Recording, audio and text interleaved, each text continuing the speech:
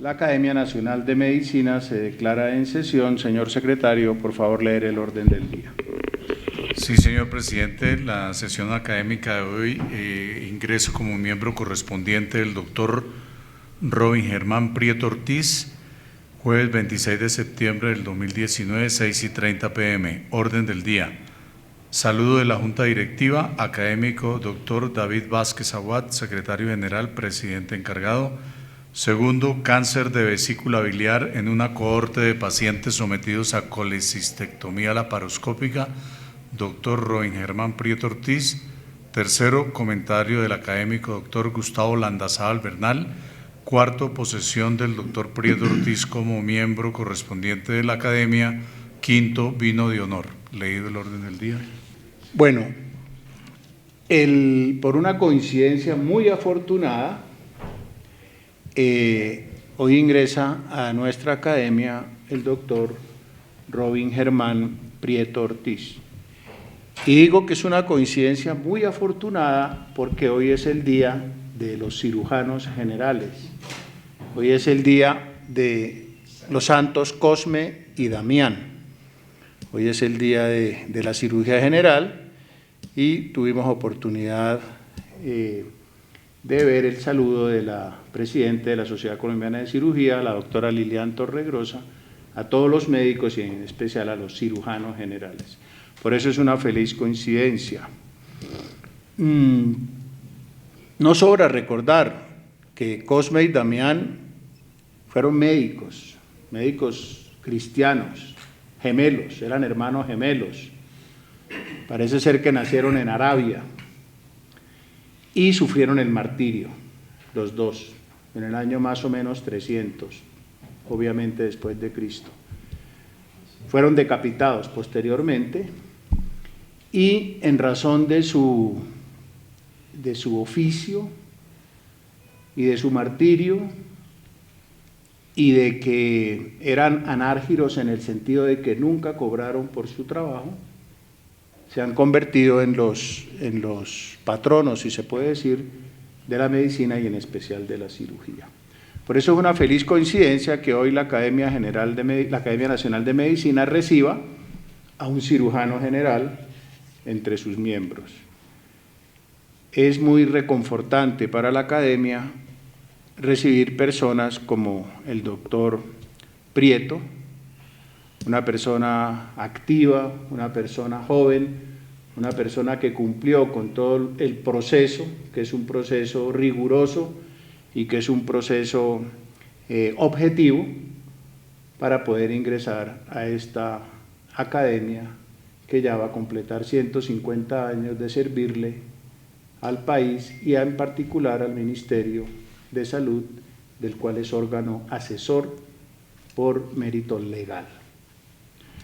La Academia Nacional de Medicina entonces se regocija con el ingreso de un nuevo miembro, de una persona con una hoja de vida brillante, con un trabajo muy particular de colecistectomía laparoscópica, que fue evaluado por los jurados que la Junta Directiva nombró y que obtuvo excelentes calificaciones en el juicio que este grupo de colegas académicos emitió respecto al trabajo y a la hoja de vida del doctor Prieto.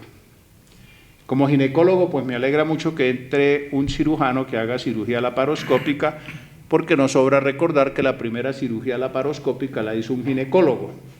Un ginecólogo brasilero hizo una salpingectomía hace ya casi 40 años y luego la cirugía general pues tomó mucho auge, sobre todo en la parte de apendicectomías y colecistectomías. De tal manera que les agradezco mucho a los académicos que cumpliendo con sus obligaciones estatutarias nos acompañan. Agradezco mucho a la familia del doctor Prieto por acompañarlo en este momento tan importante de su vida profesional y académica. Y también agradezco mucho al académico Gustavo Landazábal por haber aceptado ser el comentarista de orden del trabajo que el doctor Prieto nos va a presentar a continuación. Tiene la palabra, doctor Prieto. Muy buenas noches a todos. Quiero dar las gracias a todos ustedes por estar acá.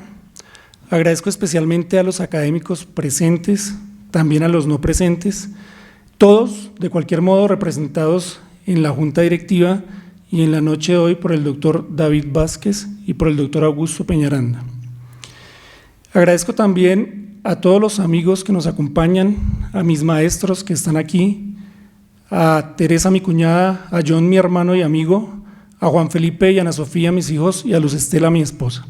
La familia casi siempre es la sacrificada. El que hoy esté acá es el resultado de la generosidad de todos los académicos por considerarme con las calidades y cualidades necesarias para formar parte de este selecto grupo.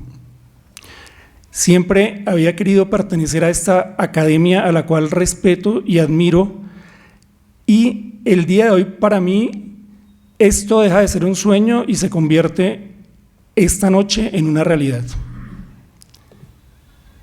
Voy a presentar a ustedes el tema cáncer de vesícula biliar en una corte de pacientes sometidos a colecistectomía laparoscópica. En el año 1977, Maximiliano de Stoll, quien era teólogo y médico austriaco, describe por primera vez un caso de cáncer de vesícula biliar. El cáncer de vesícula biliar es la neoplasia más frecuente del tracto biliar y la quinta más común del tracto gastrointestinal.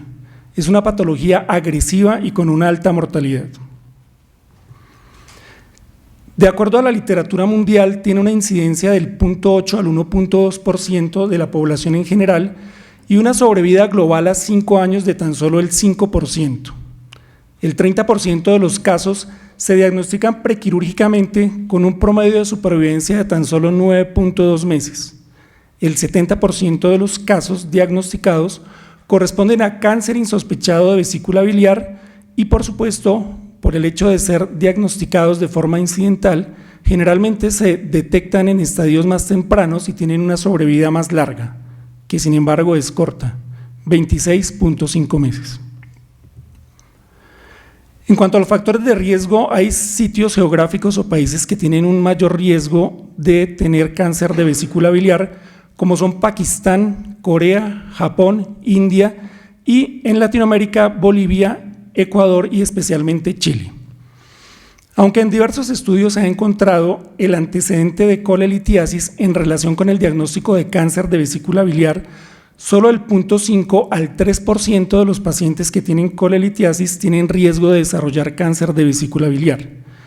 También se ha relacionado con la presencia de vesícula en porcelana, la cual podría considerarse un tipo de colecistitis crónica.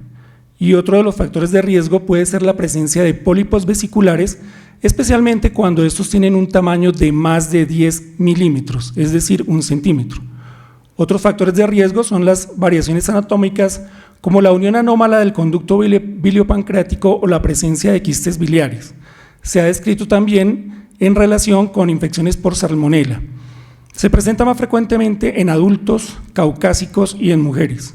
Se han descrito casos relacionados con ingesta crónica de metildopa, anticonceptivos orales e isoniazida, y se ha relacionado también con casos de obesidad y diabetes.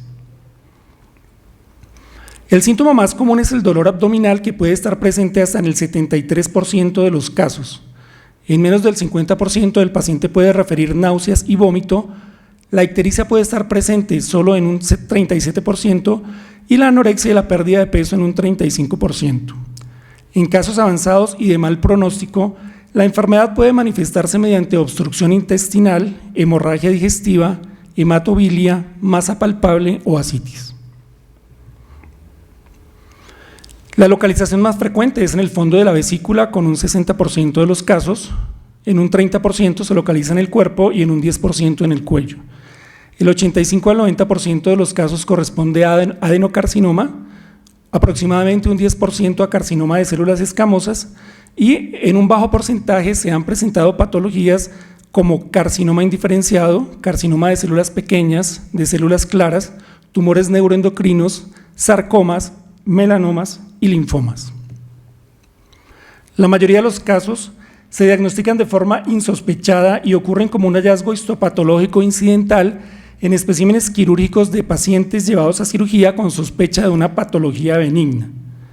Ocasionalmente el diagnóstico se puede realizar de forma intraoperatoria y en un bajo porcentaje también se puede realizar un diagnóstico preoperatorio por sospecha clínica o como un hallazgo incidental en estudios imagenológicos que han sido solicitados por otras razones, como puede ser una ecografía, un TAC o una resonancia.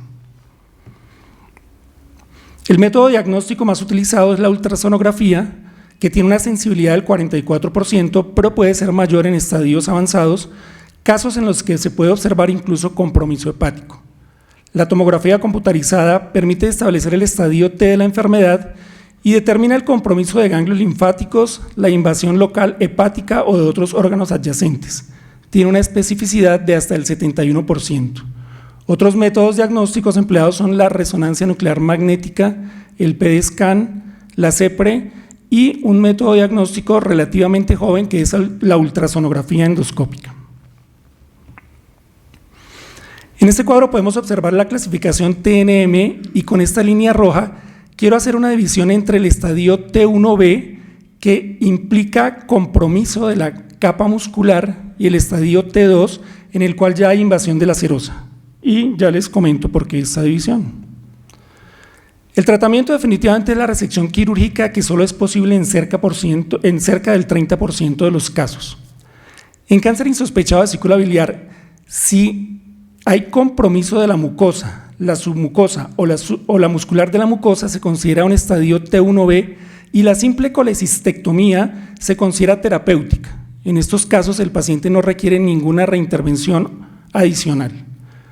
Cuando el compromiso involucra la serosa, perforándola o pasándola más allá, consideramos un estadio T2 y en estos casos se debe hacer una reintervención quirúrgica con una cirugía radical, incluso linfadenectomía y resección del área de los puertos de acceso de la cirugía laparoscópica previa. Si el cáncer de vesícula biliar se identifica durante la laparoscopia, la cirugía debe ser convertida a una técnica abierta y se deben resecar el tejido de los puertos. Basado en esta información, y ya que desconocemos la cifra de nuestro medio, o por lo menos del sitio donde yo trabajo, me tracé la tarea de realizar esta investigación. El objetivo fue identificar los casos de cáncer insospechado de vesícula biliar en una cohorte de pacientes de la institución donde yo trabajo, Compensar EPS. Es un estudio descriptivo de una cohorte retrospectiva de pacientes sometidos a colecistectomía laparoscópica en una EPS de Bogotá. El estudio se basó en la revisión de los informes de patología de todos los pacientes llevados a Colelab dentro de un programa de cirugía electiva y ambulatoria en un periodo de 24 meses, comprendidos entre enero del 2016 y diciembre del 2017. Debo aclarar que el protocolo quirúrgico de nuestra institución excluye para ser incluidos en este programa a los pacientes que tengan, por supuesto, sospecha de cáncer de vesícula, obesidad mórbida, antecedente de peritonitis, colecistitis aguda, embarazo, coleocolitiasis, pancreatitis aguda o cirrosis hepática. ¿Qué encontré en estos 2 años de revisión? En el año 2016 se operaron 1.377 pacientes, en el año 2017 1.185 pacientes, para un total de 2.562 pacientes, 4/5 partes mujeres y tan solo 1/5 parte hombres, 20.7%. De todo este volumen de 2.562 pacientes en quienes se revisó la patología, encontré solamente 2 casos de cáncer de vesícula biliar, ambas pacientes del género femenino. La primera, una paciente de 62 años sin ningún antecedente de importancia, cuyo síntoma básico o principal era el dolor en el hipocondrio derecho de 4 meses de evolución. El perfil hepático fue informado como normal y la ecografía mencionaba solamente colelitiasis. El segundo caso correspondió a una mujer de 65 años con único antecedente de importancia de una enfermedad ácido-péptica y síntomas de 1 año de evolución dados por dolor, náuseas, intolerancia a las comidas grasas. El perfil hepático era normal y la ecografía mencionaba colelitiasis, colecistitis crónica. ¿Qué encontramos en la cirugía de estas 2 pacientes? Habitualmente nuestros procedimientos de colecistectomía laparoscópica duran más o menos 20 minutos. En estos casos, en la primera paciente fue un procedimiento que duró 40 minutos y esto ya nos hace pensar por qué fue relativamente demorado. El diagnóstico quirúrgico informa colelitiasis, colecistitis crónica. Intraoperatoriamente no se sospechó cáncer de vesícula. Esta paciente no requirió hospitalización. Cuando nosotros tenemos una paciente o un paciente que por cualquier razón consideramos que por seguridad debe quedar hospitalizado, no tenemos ningún inconveniente en dejarlo hospitalizado. En el segundo caso, la cirugía duró más de hora y media y la descripción menciona una disección muy difícil y laboriosa y fue necesario incluso dejar un DREN de Jackson Prats. Por estas razones se decidió dejar hospitalizada a la paciente durante un día y el diagnóstico intraoperatorio fue colelitiasis, colecistitis aguda. Tampoco se sospechó el cáncer de vesícula biliar. En cuanto a la patología, en la primera paciente el informe menciona neoplasia intraepitelial de bajo grado, es decir, un estadio T1A. Por lo tanto, y de acuerdo a la tabla que presenté previamente, esta paciente ya estaba tratada, no requería ningún tratamiento adicional. Se le hizo un seguimiento de 2 años durante los cuales no presentó ninguna alteración. En la segunda paciente, el informe de patología menciona un adenocarcinoma infiltrante hasta la serosa con un borde de sección positivo, es decir, un estadio 3. Esta paciente requería una reintervención. A la paciente se le planteó la posibilidad de realizar estudios complementarios para ser posteriormente llevada a cirugía oncológica, pero la paciente no aceptó ni la realización de los exámenes y mucho menos la cirugía.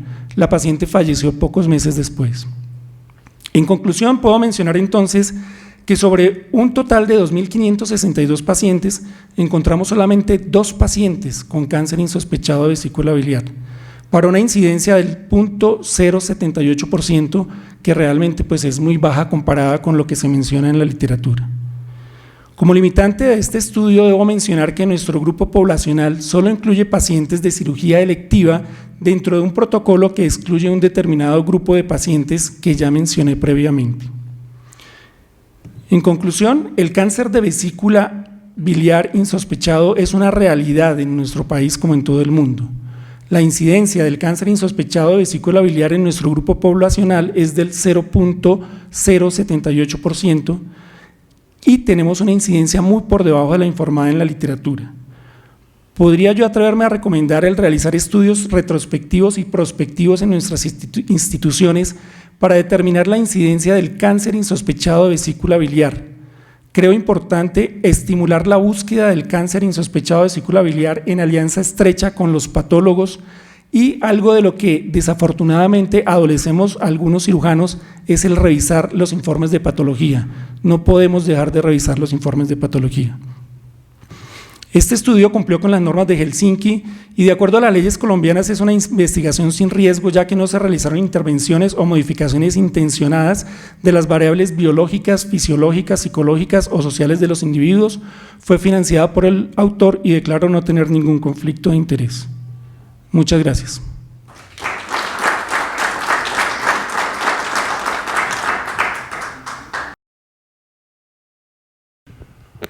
Buenas tardes, buenas noches. Agradezco mucho a la Junta Directiva la invitación para ser comentarista de este trabajo del doctor Robin Germán Prieto, nuestro nuevo miembro correspondiente. Siempre será un placer participar en estas presentaciones y más cuando se trata de alguien que trabaja en nuestra área, nuestra misma área médica.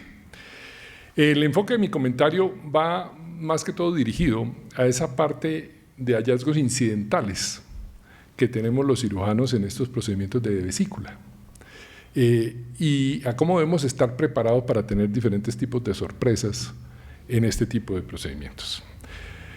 Lo primero es que la primera causa de cirugía de la vesícula son los cálculos. La colelitiasis, tenemos cálculos que pueden ser de calcio, de colesterol, de pigmentos biliares. Podemos tener cálculos de varios centímetros, de varios milímetros, podemos tener cálculos facetados, que son los que consideramos que son primarios de vesícula, y podemos tener cálculos cilíndricos, que son los que consideramos primarios de la vía biliar.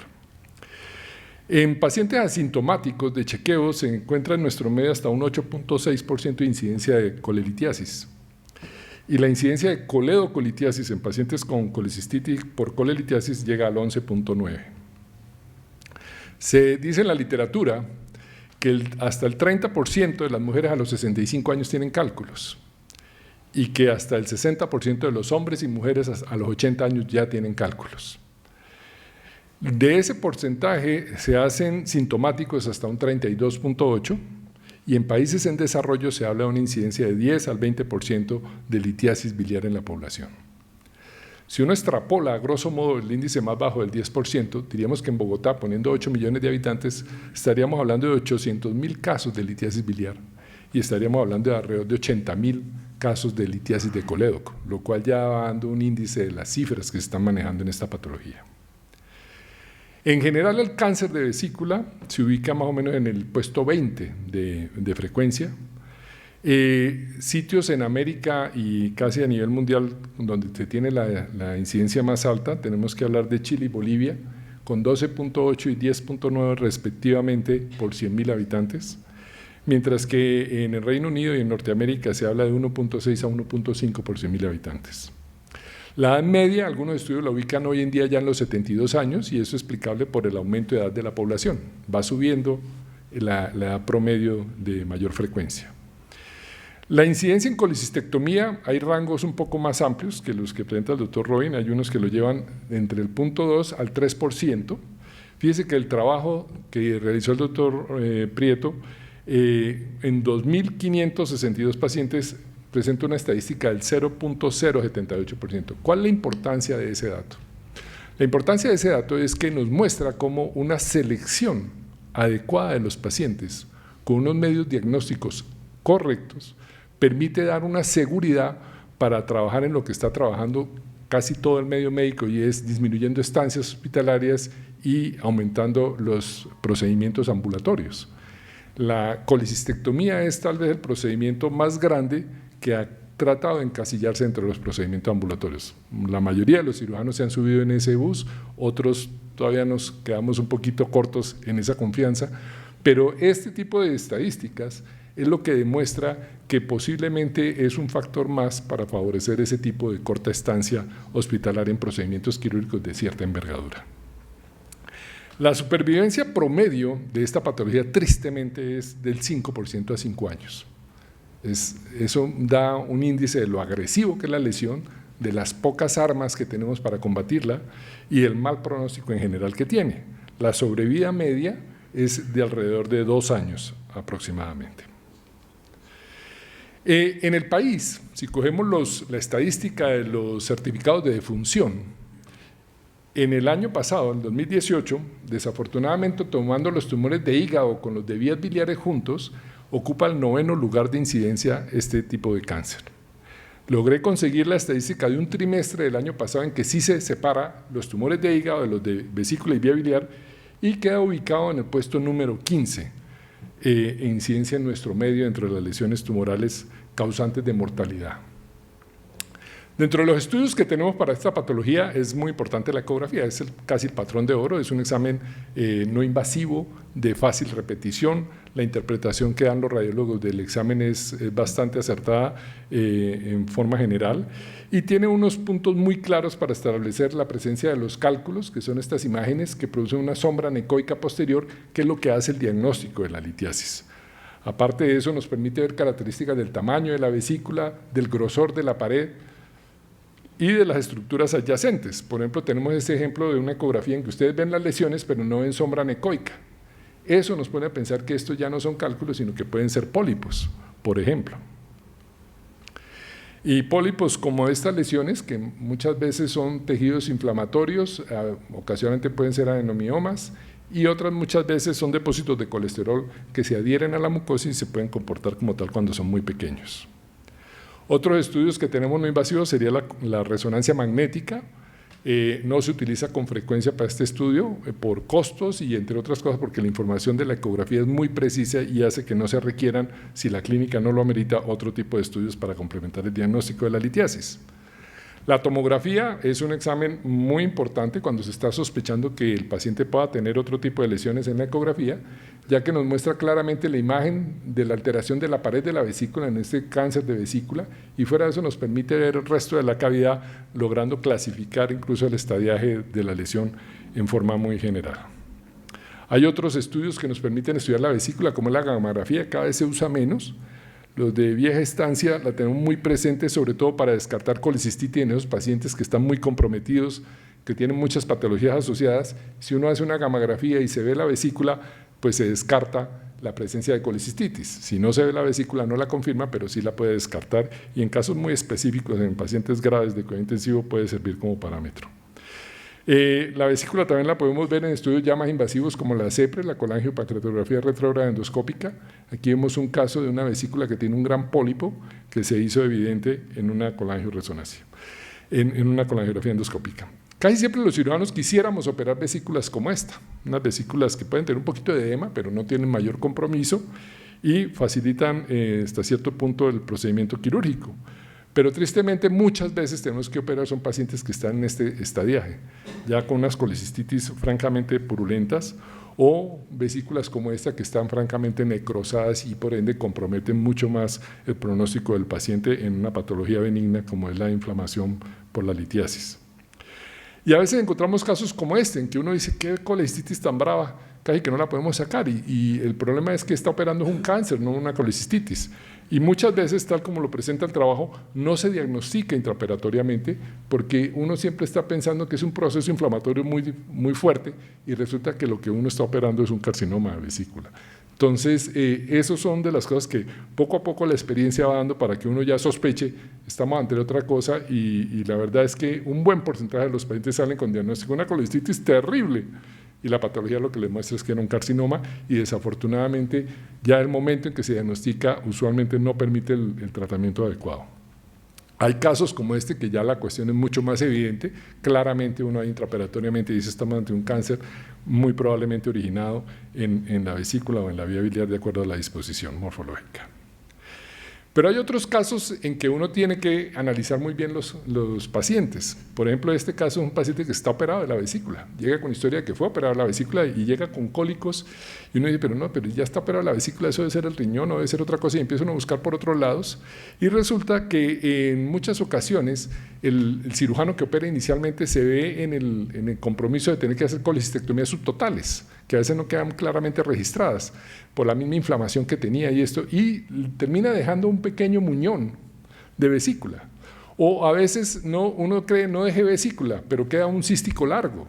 Y entonces tenemos una patología que se llama la colecistectomía subtotal o el síndrome del muñón cístico, en el cual el paciente, hasta un 2% de los casos, puede volver a generar en ese muñón la presencia de cálculos. Y se manifiesta como si fuera una coleritiasis de primera vez, pero el paciente tiene la historia que ya lo operaron de la vesícula, entonces uno tiene que tener presente que esto puede pasar. O casos como este, que si ustedes me creen, este informe de esta colangiografía por resonancia, lamentablemente quedó un poco pequeña la letra, se está informando que el paciente tiene una vesícula distendida que tiene cálculos en su interior. Y entonces el diagnóstico es colecisto, coledocolitiasis, gran distensión de la vesícula biliar, lesión focal hepática sugestiva de quiste. Y eso es lo que le llega a uno a la consulta. Y esa es la imagen, y efectivamente ustedes ven claramente la vesícula y ven la vía biliar y sí, pues el paciente tiene un problema de una litiasis diagnosticada. Y resulta que el paciente lo que tiene es un bilioma porque ya le habían sacado la vesícula y tienes una colección por una filtración del muñón cístico. Son cosas que obviamente con una historia clínica adecuada el paciente ya viene diciendo que tiene una colitiasis y uno empieza a pensar otras cosas, pero fíjense que el radiólogo que no conoce la historia clínica del paciente, pues puede llevarlo a dar unos informes que si uno no se pone con cuidado y sobre todo cuando se hacen cosas por volumen, pues pueden pasar sorpresas muy desagradables. Este caso, por ejemplo, se lee este TAC y se habla, ¿no?, una vesícula distendida y que tiene un edema de la pared y tiene una colecistitis. Y ese paciente lo que tiene es una falla cardíaca por una miocardiopatía congestiva que está produciendo por congestión pasiva un edema de la pared de la vesícula.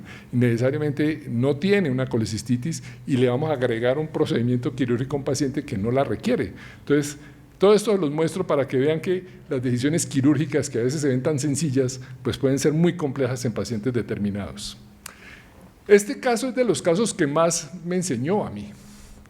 Un caso a los que nos gusta la biliar muy, muy interesante, porque me llega el paciente con una ecografía con una colelitiasis y un paciente que tiene una clínica de un síndrome dispéptico, él no tenía cólico, síndrome dispéptico.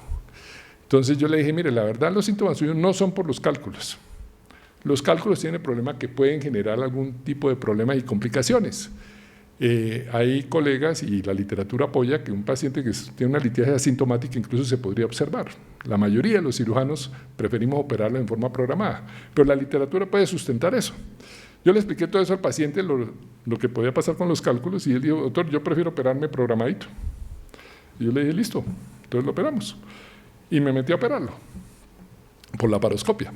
Lo interesante fue que empecé a buscar la vesícula y no la encontraba, pero tenía una ecografía con colelitiasis, y nada más se veía una sombrita ahí en el lecho donde debía estar la vesícula, y dije: ¿será que está toda empotrada? Y dice que por la laparoscopia toda la vía biliar hasta el duodeno y yo no veía vesícula por ninguna. Yo dije: ¿y ahorita qué? Entonces dije: no, pues hagamos una ecografía intraoperatoria. Y afortunadamente estaba el radiólogo que había hecho la ecografía de turno, muy de malas él, pero él era el que estaba de turno. Entonces lo hicimos subir, que no necesitaba, pero ¿cómo que una ecografía? Sí, que necesito una ecografía, listo. El hombre subió allá un poquito a regañadientes, y entonces era un problema porque la laparoscopia necesitaba el gas, y el gas no deja hacer la visión ecográfica. Entonces, si yo quitaba el gas, él veía en la ecografía, pero yo no veía en la laparoscopia, y si yo veía, él no veía. El hecho fue que ahí, por el gas y por todo esto, no se pudo establecer en la ecografía qué pasaba con la vesícula, y venía la decisión intraoperatoria, el paciente bajo anestesia y en laparoscopia. Entonces dije yo: la verdad, este paciente, la clínica no era por cálculos, y yo se lo dije al paciente, y yo no veo la vesícula. Entonces tenía la opción de ponerme a chuzar el hígado a ver si una punción sacaba bilis de donde yo creía que estaba empotrada, o si de pronto le abría la vía biliar y le hacía una colágeno intraoperatoria. Pero por lo que la clínica no correspondía, yo dije: no, yo no le voy a agregar un procedimiento más mórbido a un paciente que no estoy claro de qué voy a hacer. Esa es una cosa que le pasa a muy pocos cirujanos.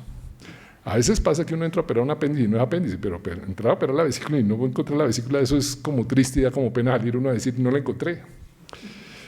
Ese día salí por la tarde y busqué paciente allá en la habitación, el operado, todo. Doctor, ¿cómo me fue? Y yo: no, bien, pero le tengo que decir una cosa. ¿Qué, doctor? Que no le saqué la vesícula. ¿Cómo así, doctor? No le saqué la vesícula porque no se la encontré. Nadie de la vergüenza, ¿no? Pero pues al paciente hay que decirle la verdad, y esa era la cruda verdad. Le hice una colangioresonancia y el paciente tenía una agenesia de vesícula. Es de esos casos muy raros que no tienen vesícula. Entonces se pone uno a pensar la responsabilidad que uno está asumiendo como cirujano con los estudios diagnósticos hechos en diferentes circunstancias que definen una conducta quirúrgica. Entonces, ese caso me enseñó mucho, y siempre que puedo cuento la historia, porque la verdad es que sí es muy interesante, y sobre todo que llega uno a operar a un paciente por unas imágenes. Afortunadamente se le había dicho al paciente las síntomas suyos no es por eso, y el paciente decidió que prefería evitar cosas al futuro, y terminó siendo una agenesia, y pues obviamente ganó una laparoscopia muy bonita, pero sin necesidad.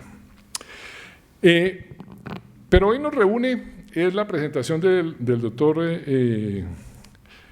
Robin Germán Prieto como nuestro recipiendario del momento. Y quiero mostrarles algunas cosas pequeñas de la vida del doctor Robin Germán. Él es santanderiano, nació en Málaga. En la familia del doctor Robin siempre ha estado la educación en la familia. Sus padres, Fermín y doña Edilia, son profesores. Eso ahí, gracias. Son profesores. Aquí tenemos sus 4 hermanos. En orden tenemos a Flavio, luego tenemos a Javier, el que sigue es Robin, nuestro recipiendario, y por último tenemos a John, el hermano mayor, también aquí presente en este momento. Aquí están los hermanos, ya pasa el tiempo, ya todos profesionales. Tenemos a Robin, que es cirujano general. A los 4 años ya decía que quería ser cirujano y hizo medicina para ser cirujano. Le gustó mucho la parte digestiva y eso lo complementó años después de tener el título de cirujano, y hizo entrenamiento en gastroenterología y endoscopia digestiva. Tenemos al lado a John, que es un gastroenterólogo, internista, gastroenterólogo, hepatólogo, de muy buen nombre en nuestro medio. Muy bueno su presencia aquí, John, y muchas gracias por la ayuda en esta presentación. Ahí está nuestro apartamentero. Y los padres, profesor Fermín y la profesora Edilia. Los hermanos todos tienen su hogar ya instaurado. Aquí aparece Luz Estela, la compañera de vida de Germán, su esposa hace 16 años, y están todos los hermanos, cada uno con su familia, un grupo muy bonito y muy cordial. Robin hizo su secundaria en el Externado Nacional Camilo Torres, posteriormente hizo medicina en la Universidad Nacional y logró su meta de infancia de ser cirujano en el Hospital de la Samaritana con el programa de la Pontificia Universidad Javeriana, terminando en el año 98. Él luego hizo su rural en San José del Guaviare. Tengo una foto en que se nota que lo querían mucho en San José del Guaviare. Y, como les decía, años después hizo su entrenamiento en gastroenterología y endoscopia digestiva con la Fundación Universitaria Sanitas. Hoy en día mezcla lo que mezclamos algunos cirujanos que nos gusta la parte digestiva, y es la endoscopia, la gastroenterología y la parte quirúrgica, y él la ejerce, ambas partes. Es miembro de varias asociaciones nacionales e internacionales relacionadas con el área de cirugía y con el área de la gastroenterología. Tiene a su haber el primer puesto como residente en un concurso de la Sociedad Colombiana de Cirugía. Participó en el grupo que ganó también un primer puesto en el Congreso Colombiano de Enfermedades Digestivas, en la Asociación Colombiana de Patología. Su hermano John era el autor principal y Robin ayudó en el diseño y la elaboración del trabajo. Es un mérito tener primer puesto en dos áreas diferentes, cirugía general y la parte de gastroenterología. Yo creo que el primer caso que participa en ambos primeros puestos. Publicaciones académicas, científicas, tiene múltiples en revistas nacionales y revistas internacionales. Dentro de sus hobbies tiene algunas cosas que uno llamaría deportes extremos. A él le gusta el buceo, una cosa interesante, como a todos les gusta viajar, pero tal vez lo que más le gusta es el montañismo. Y el montañismo, a pesar de sus dificultades, busca la forma en poder lograr las metas y lograr las cumbres. Y entonces aquí lo tenemos en la cumbre del Pan de Azúcar, en el Parque Nacional de Cocuy, que es 5.150 metros de altura.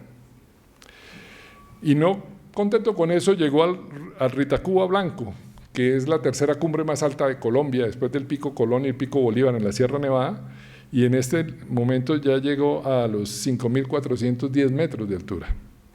Pero ya en Colombia le quedó pequeño, entonces el hombre decidió irse para Bolivia y ascendió a la cumbre de Lugana Potosí en el 2016. Estamos hablando ya por encima de los 6.000 metros, eso ya son palabras mayores, pero ahí no para él, y ya tiene en su meta esta pequeña estructura que se llama el Everest, y ya fue al campamento base.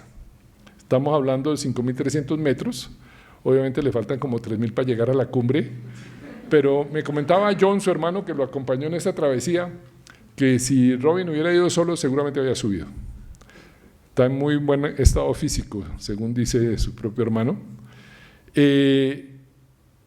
A título de curiosidad, vale 12.000 euros subir a la cumbre del Everest. 12.000 euros es el costo para subir. Pero aquí está su tesoro más importante. Su tesoro más importante es su familia. Luz Estela, como les decía, 16 años de casados. Está Juan Felipe, que ya es todo un hombre muy, muy grande para tener 14 años, muy interesado en los idiomas. Sofía, que es la niña de sus ojos, también nos acompaña, está en su estudio de colegio. Y yo quería decirle a Robin que estas palabras que usted me dijo de compartir conocimientos y experiencias con los demás, que era algo que disfrutaba mucho, usted debe sentirse muy orgulloso de volverse miembro de la Academia Nacional de Medicina. Es, como decía el doctor Vázquez, es la entidad de más tradición en la parte médica en Colombia. 1873 empieza la Academia Nacional. Es un órgano asesor del gobierno en cosas de salud. Y aquí usted va a tener la oportunidad de recibir mucha cultura que brinda la Academia. Hay gente brillante, en esta academia han pasado creo que las mentes más brillantes de la medicina colombiana, Y la academia también va a esperar mucho de usted en la participación en las diferentes comisiones, en las discusiones tan interesantes que se brindan acá. Y yo creo que el ingreso de alguien que, a pesar de la edad que usted ya tiene, aquí es una persona muy joven, y es de las cosas buenas de venir a la academia que uno aquí se siente joven, se espera mucho de su participación. Usted va a acercar mucho a gente joven a la academia, y me alegro mucho de su aceptación y le deseo muchos éxitos. Muy amables.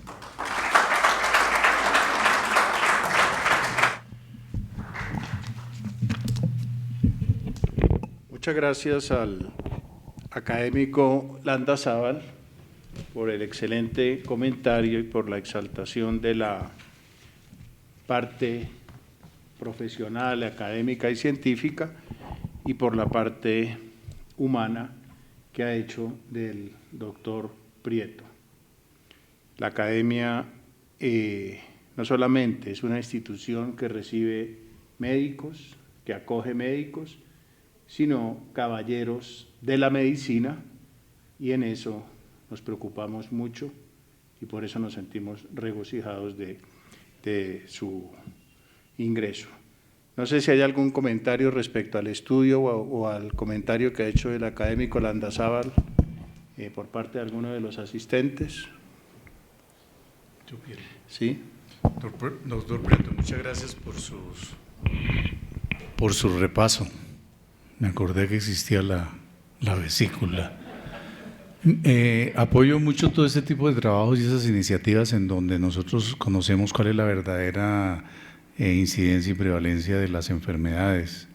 Mi pregunta específica es: ¿se ha determinado algún factor epigenético que haga que los bolivianos y chilenos tengan mucho más cáncer que nosotros?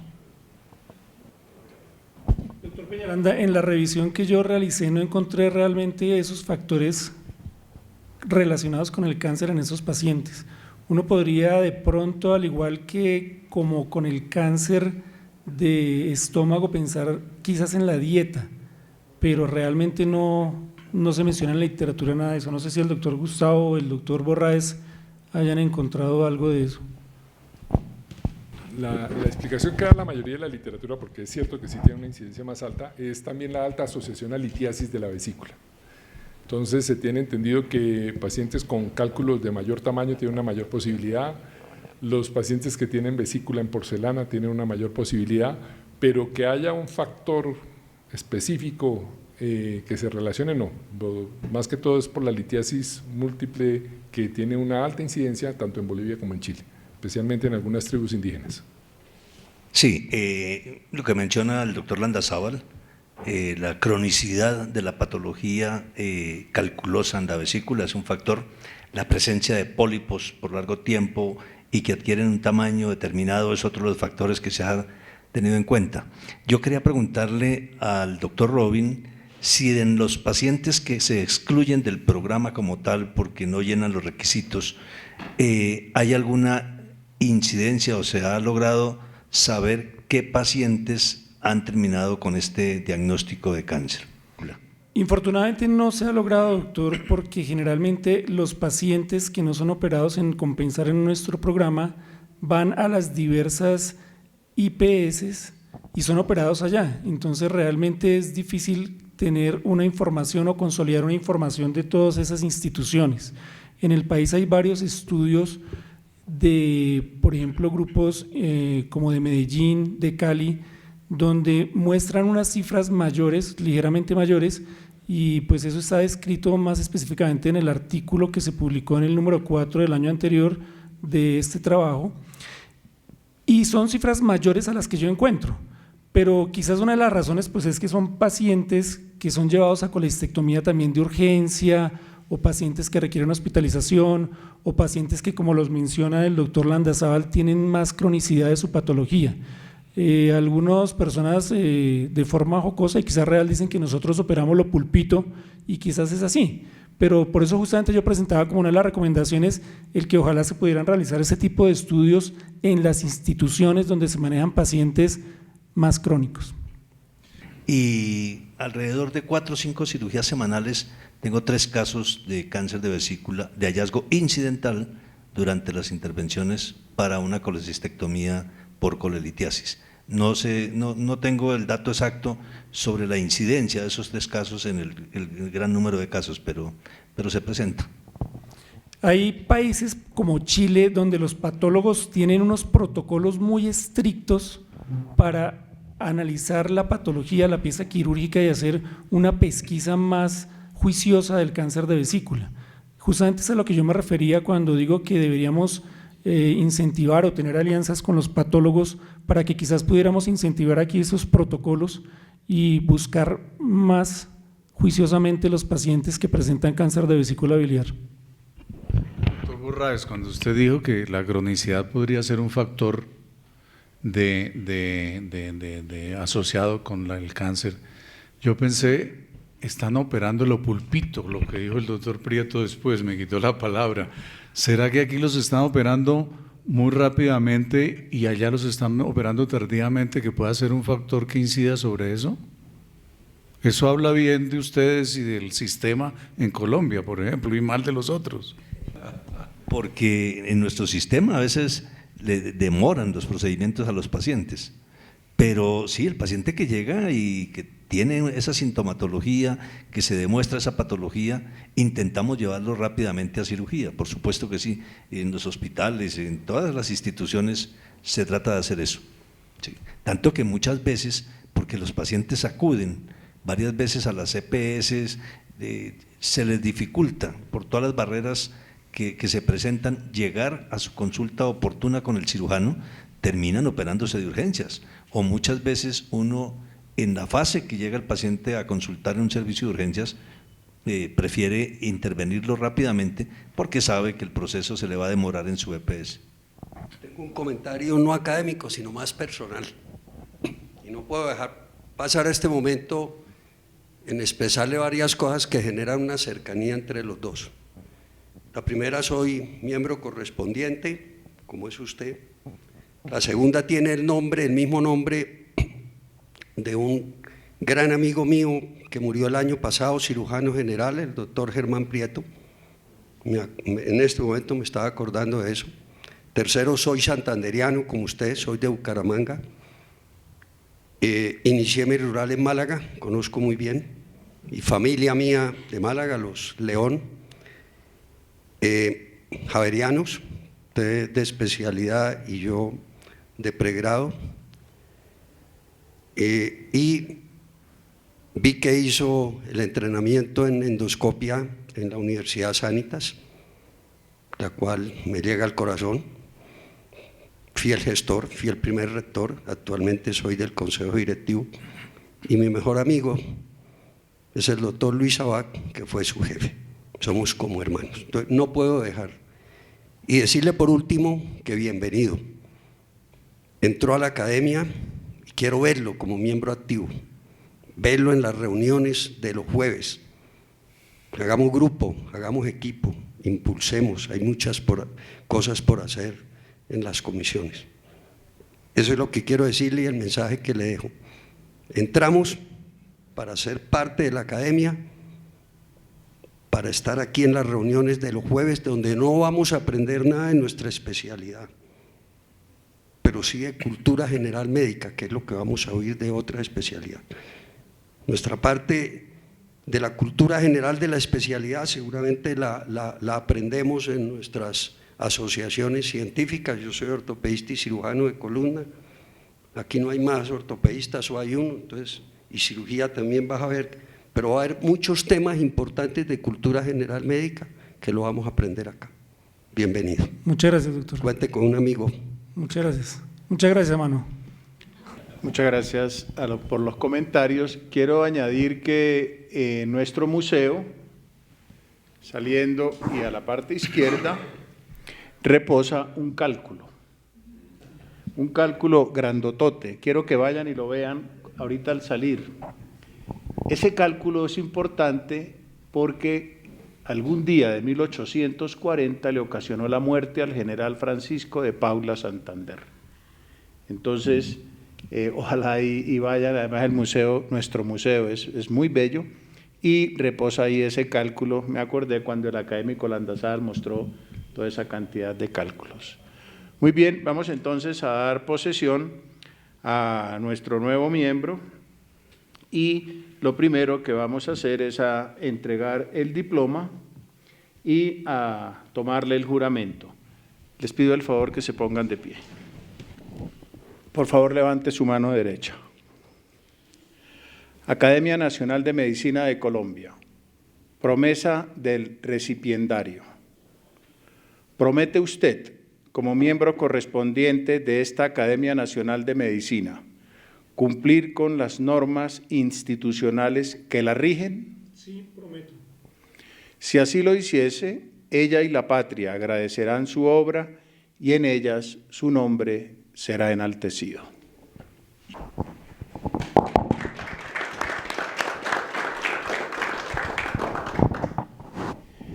El diploma dice así: República de Colombia, Academia Nacional de Medicina. La Academia Nacional de Medicina de Colombia ha conferido el título de miembro correspondiente al doctor Robin Germán Prieto Ortiz y le expide el presente diploma de acuerdo con los estatutos. Bogotá, 26 de septiembre de 2019, y está firmado por todos los miembros de la Junta Directiva. Bienvenido a la Academia Nacional de Medicina. Muchas gracias.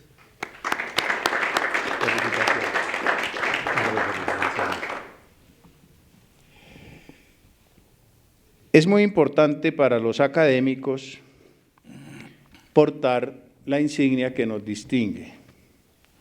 Esta insignia que llevamos en la solapa nos distingue a nosotros y la tenemos como distingue a un rey su corona o a un general los soles. La portamos con orgullo en las reuniones científicas, académicas, sociales y le damos toda la importancia a ese símbolo porque la academia, como institución tradicional de la medicina en Colombia, cree en los símbolos.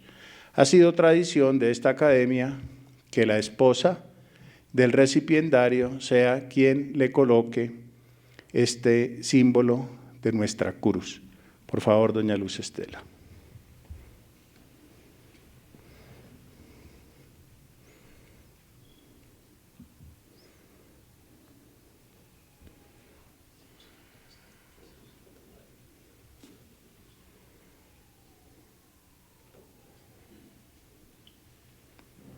A partir de este momento será mirado con mucho respeto, aún más en todas las reuniones científicas, y ese respeto incluye también a la Academia Nacional de Medicina.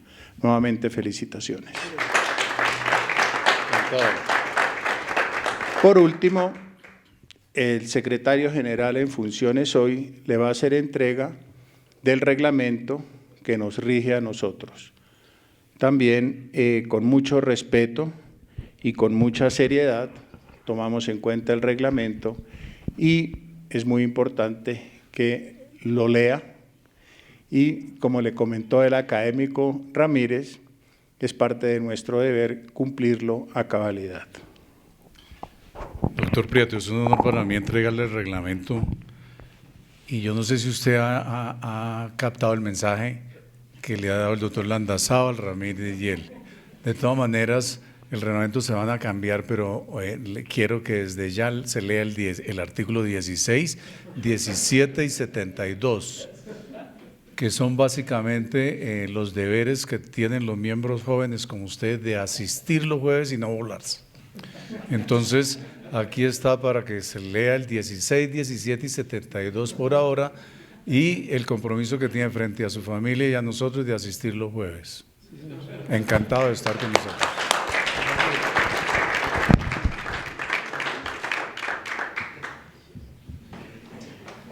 Bueno, de esta manera se ha agotado el orden del día. Hoy es un día de fiesta, es un día importante para la academia, importante para el doctor Prieto y su familia, importante para los cirujanos porque es el día de Cosme y Damián, que originalmente era el 27, pero en el siglo XVI el Papa vio que el 27 iba a ser el día de San Vicente de Paúl o algo así, entonces lo corrieron para el 26. Una sesión muy agradable, muy importante. Muchas gracias nuevamente al académico Landazábal por el excelente comentario que ha hecho. Muchas gracias a todos ustedes por su asistencia y ahora tomaremos una copa de vino. Se levanta la sesión.